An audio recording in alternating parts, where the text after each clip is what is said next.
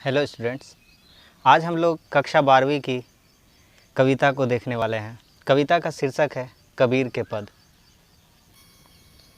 इस कविता को पढ़ने से पहले हम कबीर जी के बारे में कुछ जान लेते हैं। कबीर के पद लेखक कौन है, कवि कौन है? कबीरदास जी। कबीरदास जी संत काव्य धारा के प्रवर्तक थे। क्वेश्चन आएगा, कबीरदास जी किस धारा के, काव्य धारा के कवि थे? तो संत। और उनकी भक्ति किस भाव की थी? निर्गुण भाव की थी। उनका जन्म काशी में सन 1398 ईस्वी में हुआ था। यह माना जाता है कि कबीरदास एक विधवा ब्राह्मणी के संतान थे, जिसने लोक लाज के भय से उन्हें लहर तारा में एक तालाब के निकट छोड़ दिया था। इसलिए मैं ये बता रहा हूँ कबीर जी के बारे में थोड़ा सा, क्योंकि यह एग्ज़ाम में आपसे इनसे रिलेटेड क्वेश्चंस पूछते हैं, इसलिए मैं बता रहा हूँ।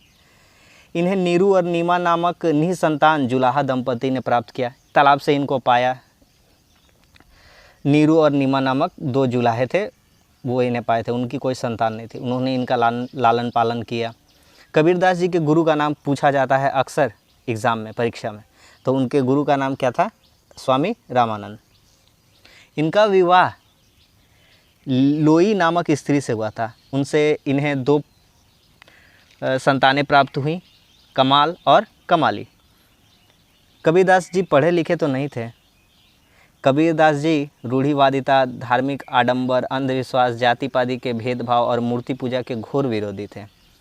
कबीरदास जी के उपदेशों को उनके शिष्य धर्मदास ने बीजक नामक संग्रह में संग्रहित किया। बीजक के 3 भाग है, साखी, शबद, रमैनी। अक्सर एग्ज़ाम में आपसे क्वेश्चंस पूछा जाता है बीजक किसके द्वारा लिखी गई है? तो बीजक कबीरदास जी की रचना है। साखी, शबद, रमैनी। कबीरदास जी की मृत्यु सन 1518 ईस्वी में मानी जाती है।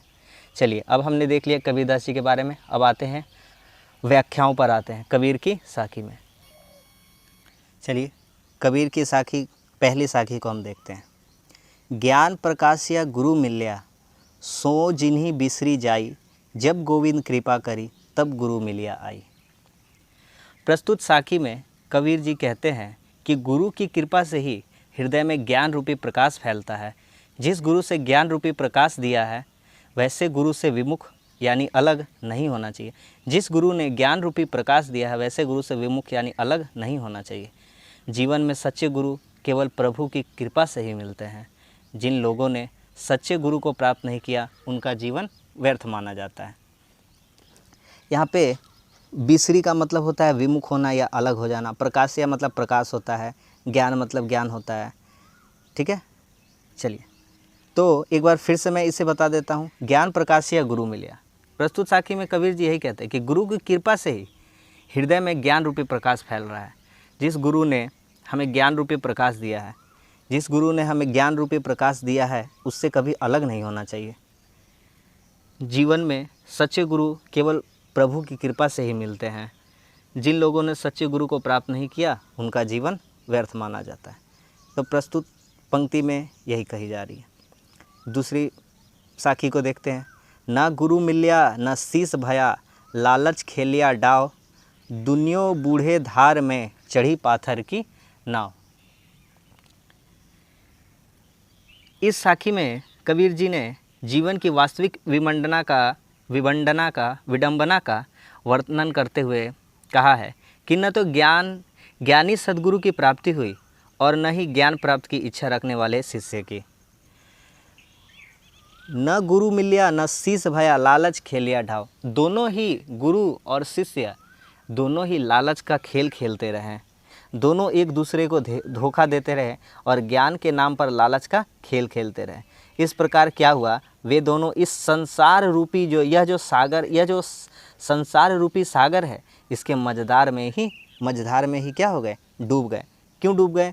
उन्होंने पाथर की नाव चढ़ी थी। पत्थर कभी भी पानी में तैर नहीं सकता है, इसलिए वो दोनों डूब गए। कहने का अर्थ है कि अपने लक्ष्य तक नहीं पहुंच पाए।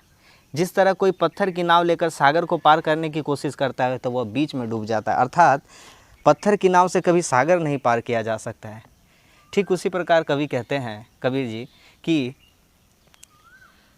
न तो ज्ञानी सद्गुरु की ही प्राप्ति हुई और न ही ज्ञान प्राप्त करने प्राप्त करने की इच्छा रखने वाले शिष्य की, दोनों ही एक दूसरे को धोखा देते रहे और ज्ञान के नाम पर लालच का खेल खेलते रहे। फलस्वरूप क्या हुआ कि यह जो संसार रूपी सागर है, दोनों ही इसके मझधार में डूबकर रह गए।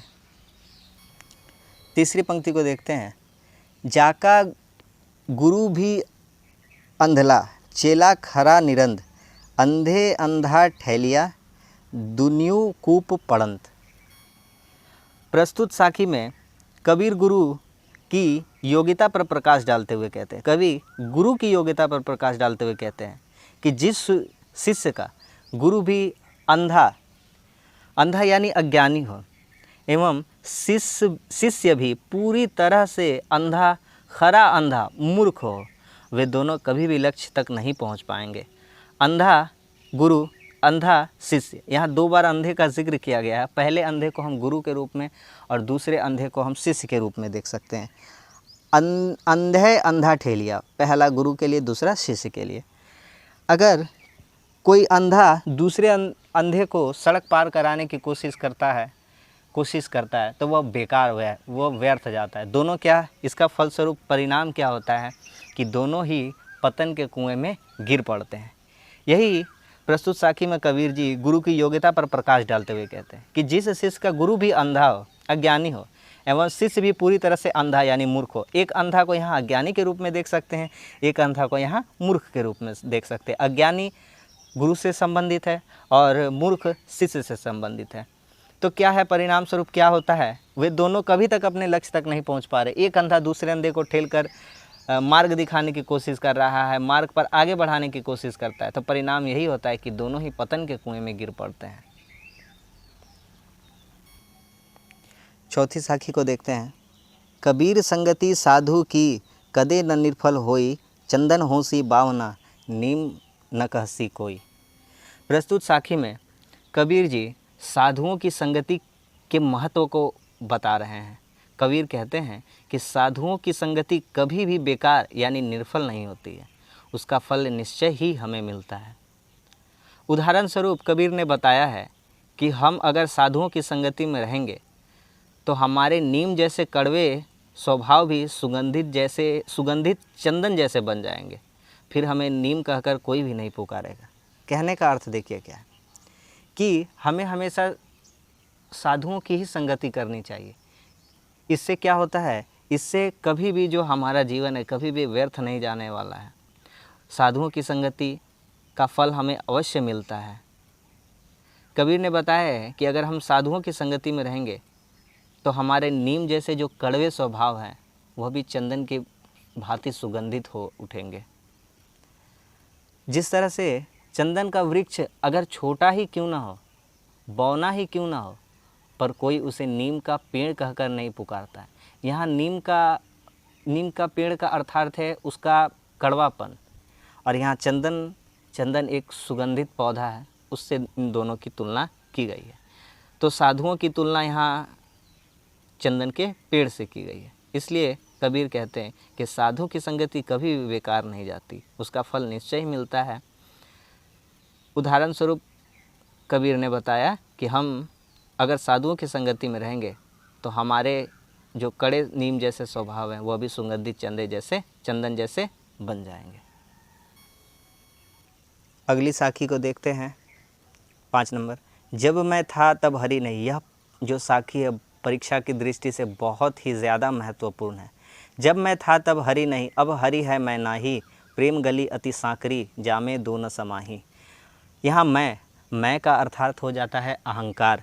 मैं का अर्थात क्या हो जाता है, अहंकार।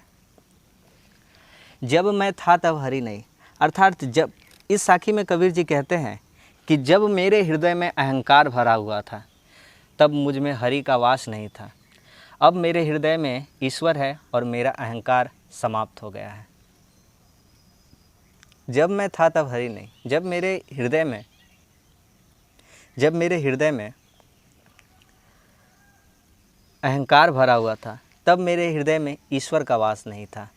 अब हरि है मैं नाही, अब मेरे हृदय में ईश्वर का वास हो गया है।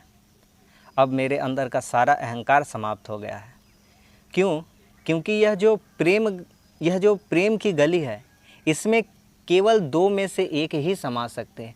या तो प्रेम की गली अर्थात आपका जो यह हृदय है, इस हृदय में दो जन में से कोई एक जन ही समा सकता है, या तो ईश्वर हो या तो अहंकार हो।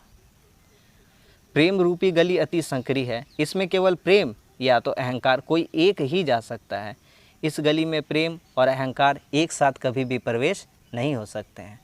अर्थात हमें कभी भी अपने ऊपर अहंकार नहीं करना चाहिए।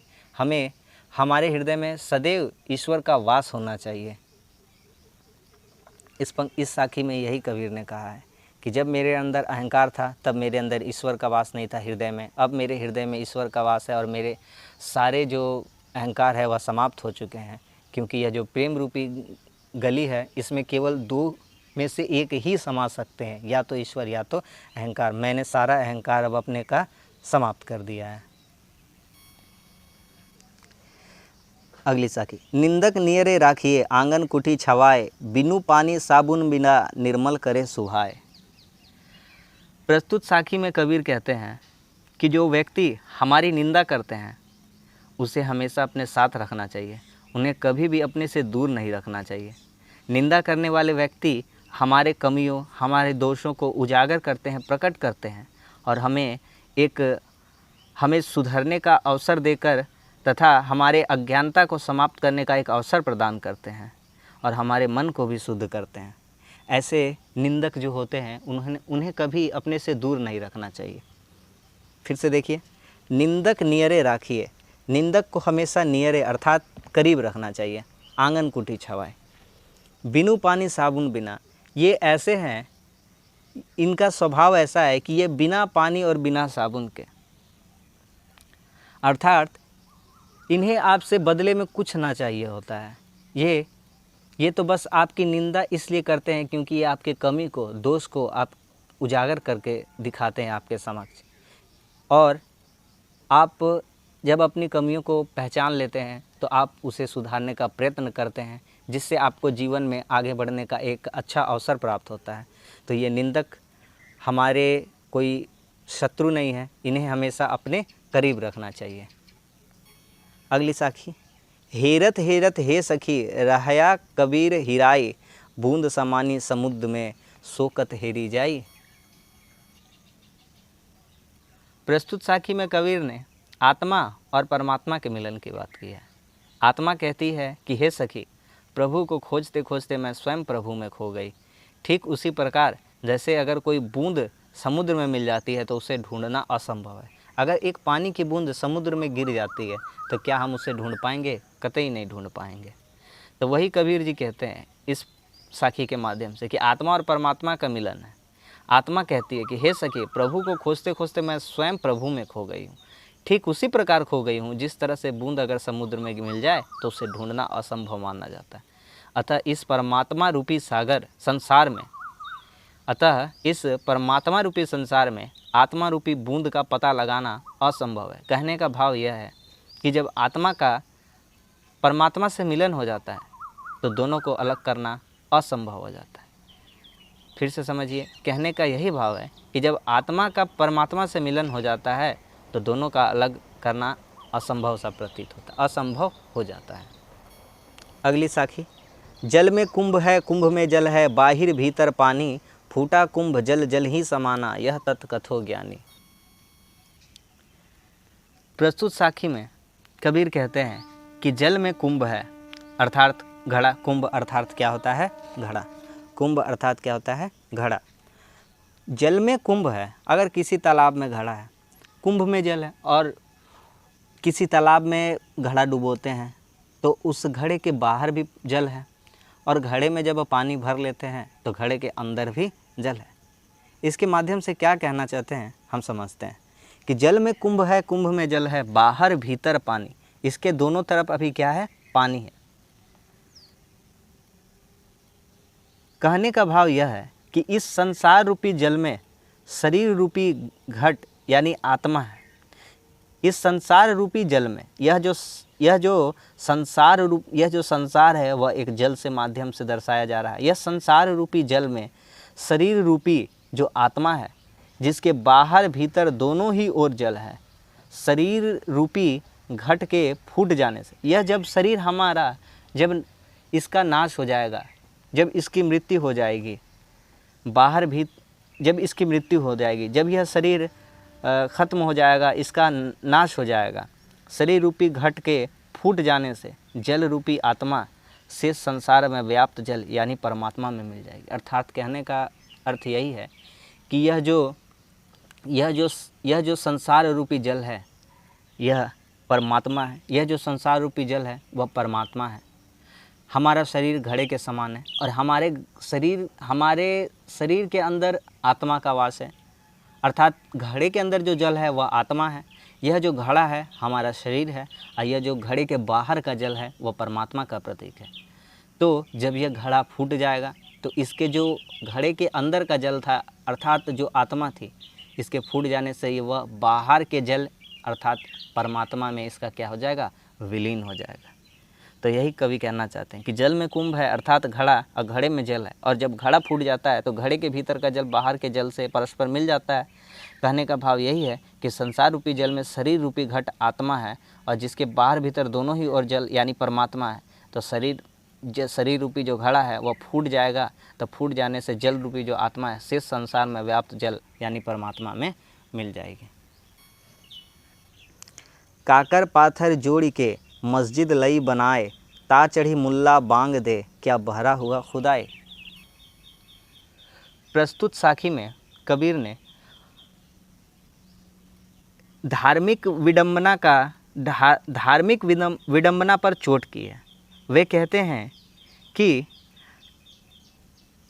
कंकड़ पत्थर जोड़कर मस्जिद बना लिया गया है। कंकड़ पत्थर जोड़ के मस्जिद बना लिया गया है और उस पर चढ़कर ता चढ़ी मुल्ला बांग दे, और उस पर चढ़कर मुल्ला बांग देते, अर्थात उस पर चढ़कर अब अजान पढ़ा जा रहा है। कबीर का प्रश्न यही है क्या खुदा बहरे हो गए हैं कि इतने ज़ोर ज़ोर से अजान अदा करने की ज़रूरत पड़ गई है? क्या वे सुन नहीं पा रहे हैं खुदा जो उन्हें पुकारने की आवश्यकता पड़ रही है? कहने का भाव यही है कि खुदा सबके दिल में है, उन्हें बाहर से आवाज़ देने की कोई भी ज़रूरत नहीं है। ईश्वर का तो वास कणकण में होता है, खुदा का वास तो कणकण में होता है, उन्हें बाहर से आवाज़ देने की ज़रूरत नहीं है। तो फिर से एक बार देख लेते हैं। काकड़ पत्थर जोड़ के मस्जिद लिया बनाई, कंकड़ पत्थर जोड़कर मस्जिद बना लिया गया है, उस पर चढ़कर मुल्ला बांग दे रहा है, अजान पढ़ रहे हैं। कबीर यही प्रश्न करना चाहते हैं कि क्या खुदा बहरे हो गए हैं जो उन्हें बाहर से आवाज़ देने की ज़रूरत पड़ गई है? खुदा तो सभी के हृदय में वास करते हैं, उन्हें बाहर से आवाज़ देने की कोई भी ज़रूरत नहीं है। अब अंतिम साखी को देखते हैं। हम देखत जग जात है, जग देखत हम जाही, ऐसा कोई न मिले पकड़ी छुड़ावे बाही।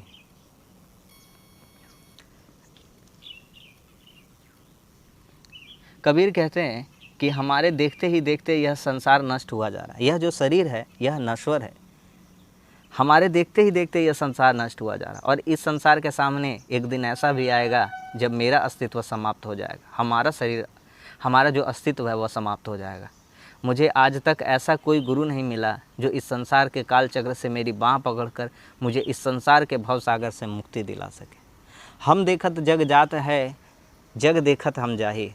हमारे देखते ही देखते हमारे आँखों के सामने अनेक जनों की मृत्यु होती है। एक दिन ऐसा भी आएगा जब हमारे भी शरीर का विनाश हो जाएगा, पर अभी तक हमें ऐसा कोई गुरु नहीं मिल पाया है जो यह काल चक्र है, यह जो भव सागर है, इससे हमें कोई मुक्ति दिला सके। हमें अभी तक सच्चे गुरु की प्राप्ति नहीं हुई है जिससे हमें मोक्ष की प्राप्ति मिल सके।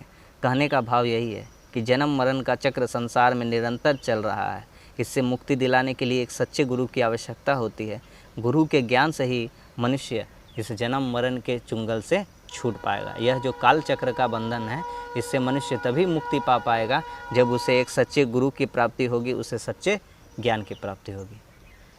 तो कबीर की साखी है, कबीर की साखी 10 साखी को हमने देख लिया है। अब अगले वीडियो में हम कबीर के पद को भी, इसके 2 पद जो हैं उन्हें हम देखेंगे। तो आज के लिए इतना ही। अगर आपको ये वीडियो अच्छा लगा है तो इस वीडियो को लाइक करें, कैसा लगा इसको कमेंट्स करें। और हमारे चैनल पर नए हैं तो हमारे चैनल को सब्सक्राइब ज़रूर करें। आगे और कक्षा 12वीं की मैं हिंदी के जो कहानी है, कविता है, निबंध, एकांकी, उनको लेकर आपके समक्ष उपस्थित होऊंगा। तो आज के लिए इतना ही। वीडियो को शेयर करें, लाइक करें, कमेंट्स करें। धन्यवाद। जय हिंद।